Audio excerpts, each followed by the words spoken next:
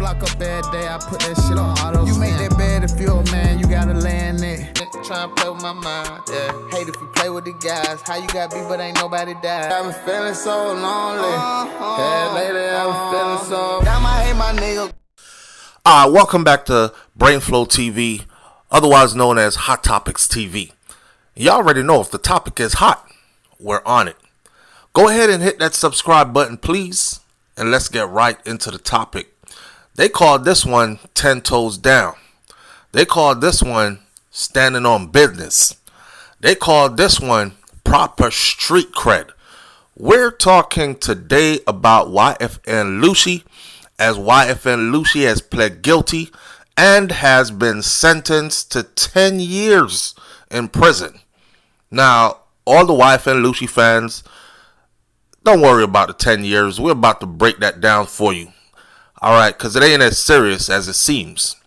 And for everybody else who wants to know a little bit more about his history, who he is, how he came up in the game, how he got in trouble over the years, what he's all about, and why I said 10 toes down and standing on business, keep on listening. So, this was written on January 23rd. It was revealed by TMZ that YFN Lucci had pled guilty to one count of violating Georgia's Street Gang Terrorism and Prevention Act.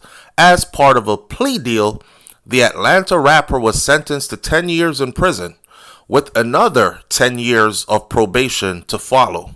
Sticky situation. He was also given time served, though, beginning with his January 2021 arrest on aggravated assault and gang activity charges.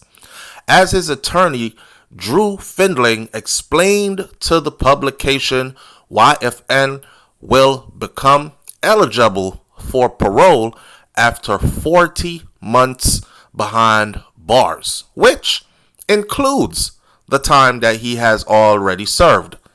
Could mean that YFN Lucci will see freedom in just a matter of months if he stays out of trouble behind bars.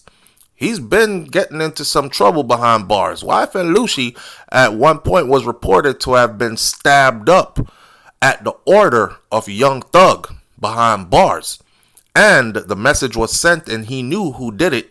But when they called him in the Young Thug trial to testify in the YSL RICO trial, that man said, I have nothing to say to y'all. A lot of people get stabbed up. They're telling on you. Yeah, that man stabbed me up. Yeah, that man sent people to stab me up. Not YFN Lucci. YFN Lucci said, I don't know what y'all talking about. Don't put my name in nothing. And I'm not helping you with no case. I have nothing to say to you. Standing on business. 10 toes down.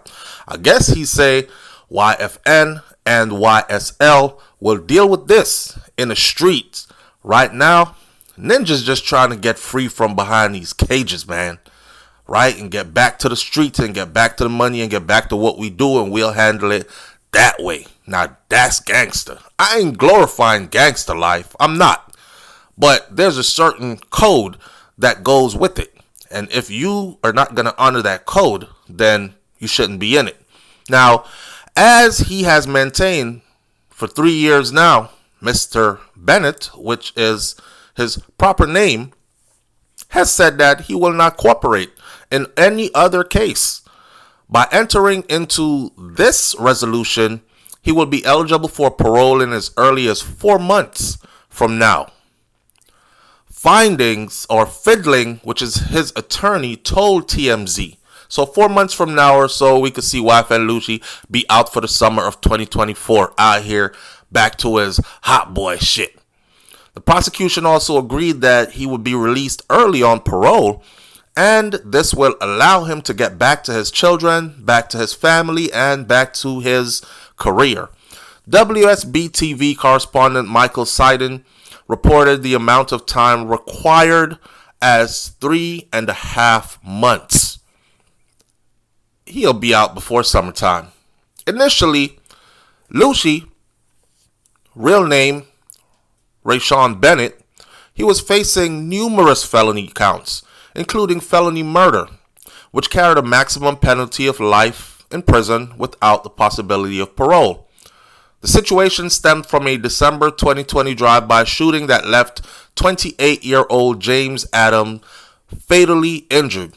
Now, on that situation, I don't know what to say, man. I don't think he acted right, but that's a part of the game too. They went on a little shootout situation, and as far as I know, it is reported that YFN Lucci and them pushed homie out of the car after he got shot and left him there in their bed to escape. Somebody said, damn, that's your mans in him. You stay with him. You don't just push him out the car to die on the side of the road. Anyways, as Revolt previously reported, Lucci was among 12 others that were named in a 105-count RICO indictment that was filed by the Fulton County District Attorney Fannie Willis, the same Fannie Willis that went after YSL and Young Thug. Not long after the news hit, the 32-year-old shared a message to his fans on social media that said, "Thank you for all your prayers and your continued support." At the time, he wrote, quote unquote, "I am still incarcerated right now, but I am maintaining my innocence. And to all my fans who have continued to show love and support, I'll have some new music and some new content on the way for you soon." Now, just to give you a little background on YFN Lucci.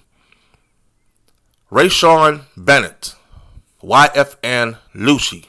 Here's a detail of his criminal record or his run-ins with the law, etc., etc. Rayshawn Bennett, known in the music world as YFN Lucci, has made headlines not only for his contributions to the rap industry, but also for his legal battles that have casted a shadow over his career.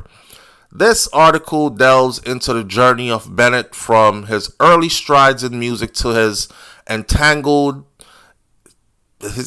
we shouldn't say entangled because he is currently entangled, but his entanglement in a series of legal issues that have led to serious charges and a recent plea deal as of January 2024.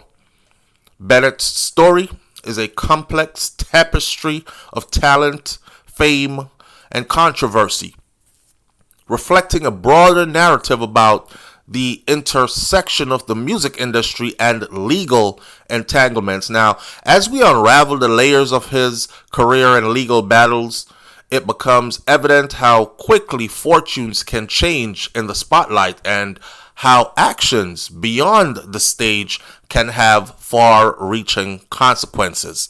Let's go early career and background. He was born and raised in Atlanta, Georgia. He was named Rayshawn Bennett. He showed an early likeness for music, which would eventually propel him into the spotlight as YFN Lucci. His journey in the music industry began with a passion for rap and a dream to leave a mark in the world of hip-hop. Bennett's early career was marked by a series of mixtapes that gradually built his reputation in the Atlanta rap scene. His initial music, or the way in, were characterized by a unique blend of melodic hooks, streetwise lyricism, a style that resonated with many and set him apart in a crowded field. The release of his notable mixtape series, Wish Me Well, showcased his talent and solidified his position in the industry. Now, as his career progressed, he saw increasing success.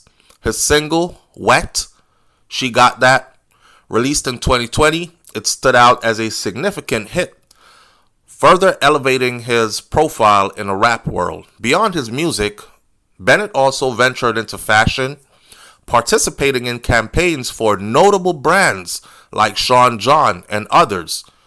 This period marked the height of his career, where his artistic endeavors were reaching new audiences and his influence in the rap genre was steadily growing. Yet, as Bennett's star rose in the music industry, his personal life and his legal woes began to unfold in the public's eye, making the beginning of a series of events that would significantly impact the trajectory of his career. Let's talk about his initial legal issues. The legal challenges for Rayshawn Bennett, professionally known as YFN Lucci, began to mount in early 2021, making a significant shift in the rapper's career. On January 12th, 2021, warrants were issued for Bennett's arrest by the Atlanta Police Department. The charges stemmed from a shooting incident in December of 2020, which resulted in the death of a 28-year-old man and left another individual wounded. The incident, characterized as a drive-by shooting, implicated Bennett in several criminal activities beyond his music career. Bennett faced multiple charges, including aggravated assault and participating in criminal street gang activities. The severity of these allegations painted a stark contrast to his public persona as a music artist. On January 13th of 2021, Bennett turned himself in willingly to the police following the issuance of a warrant. This arrest marked the beginning of an extensive legal battle for the rapper, intertwining his life with the criminal justice system in a way that would heavily overshadow his musical achievements. Then came the RICO indictment and arrest. The legal situation for Bennett escalated further in May of 2021, when he was among 12 individuals that were charged in a sweeping 105-count RICO indictment. The indictment was filed in Fulton County District Attorney and encompassed a range of serious charges, including racketeering, violations of Georgia's anti-gang laws, and possession of a firearm during the commission of a felony. This development was a pivotal moment in Bennett's legal saga, as it linked him directly to organized crime and gang-related activities. The Atlanta Police Department stated that Bennett was associated with a faction of the Bloods gang, a detail that added a grave dimension to his legal troubles. Despite his attorney's assertions of his innocence, Bennett was denied bond by a Fulton County judge in June of 2021. This denial of bond meant that Bennett would remain in custody, awaiting trial on these serious charges, a situation that starkly contrasted his previous lifestyle as a successful music artist. These two pivotal legal issues, the initial arrest in January of 2021 and the subsequent RICO indictment, marked a turning point in Bennett's life and his career. They not only challenged his freedom, but they also raised questions about the interplay between his public persona as an artist and the alleged criminal activities. Is he really just an artist, and an artist whose art imitates life? Or is he actually a gangster who is really putting what's happening around him on wax as he is involved in it? The legal entanglements of Rayshawn Bennett, widely known as YFN Lucci, have had a profound impact on his career in the music industry. A lot of people would say if he hadn't gone to prison, he would have been, or jail, he would have been much further in the music industry. I mean, he was dating Lil Wayne, the GOAT's daughter, for quite some time. He has links and connections within the industry that could have propelled him to the top of the industry. He was riding on a high at the time when he became incarcerated. So it's fair to say that this did profoundly impact his music career, and not in a good way. Following his arrest and the charges against him, Bennett's career trajectory took a sharp turn. The severity and nature of the allegations involving gang activity and a high-profile RICO case, it casted a shadow over his artistic achievements. So people started looking more at his court issues than they were at his actual art. The intersections of his legal troubles with his career has not only hindered his ability to produce and perform music, of course, because he is behind bars, so he cannot do interviews, and he cannot go on promo runs, he cannot fly out and tour and push his merchandise and his product, as in his music, so on. He can't do anything. You're locked up, right? So in essence, his whole movement slowed down significantly. Yes, there are YFN Lucci fans who still purchase his music, who still stream it, who still listens to it, and he's still generating an income even behind bars. That's the nature of when you have your music set up properly in a business part of it. But he could be out here doing way more. So the contrast between his musical persona and the alleged criminal activities has led to a complex public perception. Now everybody looks at him like they thinks he's more of a gangster than actual a rapper or a entertainer. Now, while some fans remain supportive, others have actually found it challenging to reconcile his artistic contributions with the serious nature of the charges that he faces. Furthermore, the legal issues have limited him with opportunities within the industry. You know, some people are going to look at him from this point as, I don't know if I want to put my money behind that, because, you know, we see the track record. Now, his involvement in ongoing court cases and periods of incarcerations have restricted his participation in music production, collaborations, live performances, significantly impacting his presence in the music scene. The situation of YFN Lucci is not isolated in the music industry, though. Historically, several artists have faced legal challenges that impacted their careers, both positively and negatively. Comparatively, some artists have utilized their legal issues as an actual source of inspiration for their music, resonating with a segment of their audience that appreciates the authenticity and the rawness of their experience. I guess it ain't about how many times you get knocked down, it's about how many times you get up, and people love that underdog fighting, that comeback spirit. However, others have seen their careers derailed by legal issues. These situations often result in a decline in public support, difficulties in maintaining industry relationships, and challenges in managing their artistic output while navigating the legal system. The case of Bennett reflects his latter scenario, where a gravity of the legal challenges overshadows his musical contributions. Rayshawn Bennett's journey from a promising music artist to a figure that is embroiled in significant legal troubles highlights the fragile intersection of fame, art, and the law. His ongoing legal battle serves as a reminder of how quickly fortunes can change in the limelight and the profound legal impact issues can have on a public figure's career. As Bennett's case continues to unfold, it remains a subject of public and media scrutiny, offering insights into the complexities faced by artists who find themselves on the wrong side of the law.